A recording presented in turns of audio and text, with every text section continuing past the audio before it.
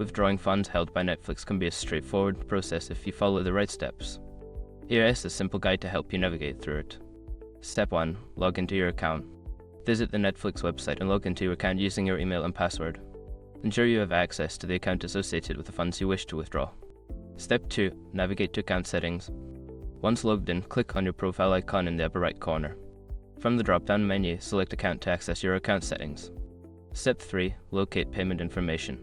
Scroll down to the Membership and Billing section. Here, you will find details about your payment methods and any funds currently held by Netflix.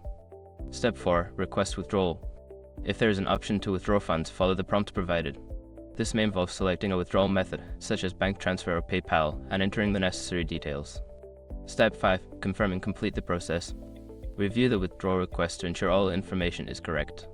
Once confirmed, submit your request. You should receive a confirmation email regarding the status of your withdrawal. After completing these steps, keep an eye on your email for updates and ensure that the funds are transferred to your chosen method. If you encounter any issues, consider reaching out to Netflix customer support for assistance.